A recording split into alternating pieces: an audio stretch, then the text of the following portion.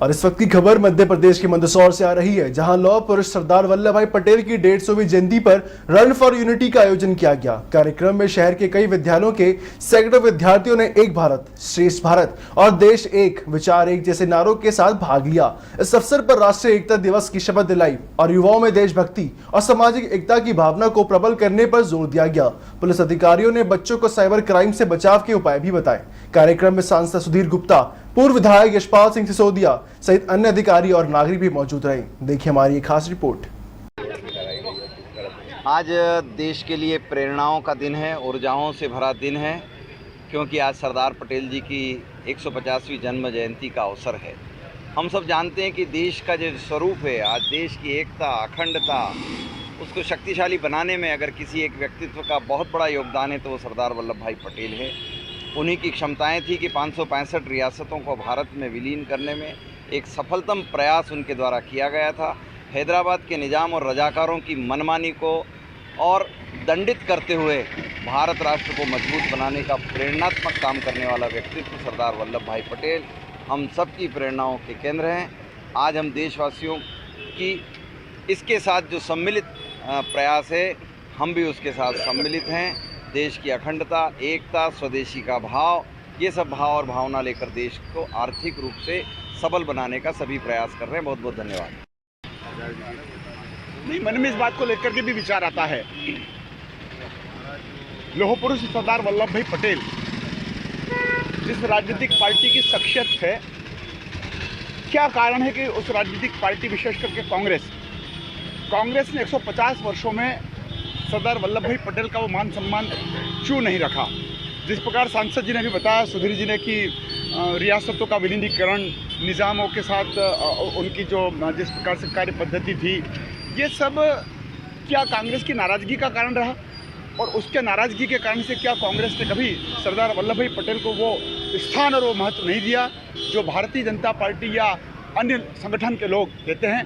150वीं जयंती और उसके पहले प्रधानमंत्री नरेंद्र मोदी जी ने जिस प्रकार से सरदार वल्लभ भाई पटेल की जो शख्सियत को पूरे विश्व के क्षितिज पर, और हमें तो इस बात का गौरव है कि सरदार वल्लभ भाई पटेल भले ही राजनीतिक दृष्टिकोण से कांग्रेस पार्टी के जनप्रतिनिधि हुआ करते थे, देश के गृह मंत्री हुआ करते थे, लेकिन अगर पोलिंग बूथों पर भी सरदार वल्लभ भाई पटेल की स्मृति, उनकी याद, उनके चित्र पर पुष्पांजलि करने का अगर किसी को सौभाग्य प्राप्त होता है तो हम जैसे कार्यकर्ता को होता है। आज 150वीं जन्म जयंती के अवसर पर आज मैं देख रहा था इतनी बड़ी भीड़ में कहाँ है कांग्रेस के लोग, क्यों वे सरदार पटेल से गुरेज और परहेज करते हैं, काहे को वो उनको सम्मान नहीं देते हैं? इसलिए कि सरदार वल्लभ भाई पटेल मुखर थे, स्पष्टवादिता थे, पारदर्शिता थे, और जिस प्रकार से सरदार वल्लभ भाई पटेल को तत्कालीन कांग्रेस की गवर्नमेंट ने रोकने का काम किया है, शायद मुझे लगता है आज भी कांग्रेस के लोग उनसे दूरियां बनाए हुए हैं। और हमारा सौभाग्य मिला है हमको कि प्रधानमंत्री नरेंद्र मोदी जी ने विश्व के क्षितिज पर गुजरात के अहमदाबाद में बहुत आदमकद प्रतिमा की स्थापना की। और आज भी जो रन फॉर यूनिटी के कार्यक्रम की आयोजना किसने करी? ये भारतीय जनता पार्टी के नेतृत्व वाली केंद्र की सरकार ने करी है। ऐसे महापुरुष को का स्मरण करने से वास्तव में सर गर्व से ऊंचा हो जाता है। सरदार पटेल साहब की 150वीं जयंती पर मैं पूरे ज़िले वासियों को बधाई, शुभकामना देता हूं, क्योंकि वो सरदार जो नेतृत्व की क्षमता जिसमें होती है, जिन्होंने राष्ट्र के लिए एक भारत श्रेष्ठ भारत का जो नारा बुलंद हुआ है, वो सरदार पटेल साहब ने जो रियासतें एक करके पूरे भारत को विश्व गुरु बनाने का सपना था, आज उसको नरेंद्र मोदी जी उसको पूरा कर रहे हैं। और हम सब लोग मिलकर पार्टी, भारतीय जनता पार्टी पूरे ज़िले में सरदार पटेल साहब की 150वीं जयंती मनाकर और उनके किए हुए कार्यों पर आज हम कार्यक्रम कर रहे हैं। और निश्चित उनका जो सपना था, एक भारत श्रेष्ठ भारत, अखंड भारत बने, उस बात पर हम सब कार्य करके मैं सबको बहुत बहुत शुभकामना देता हूँ। मैं राष्ट्र की एकता, अखंडता और सुरक्षा को बनाए रखने के लिए और अपने देशवासियों के बीच यह संदेश फैलाने का भी भरसक प्रयत्न करूंगा। मैं यह शपथ अपने देश की एकता की भावना, जिसे सरदार वल्लभ भाई पटेल की दूरदर्शिता, एक भारत, सरदार पटेल अमर रहे।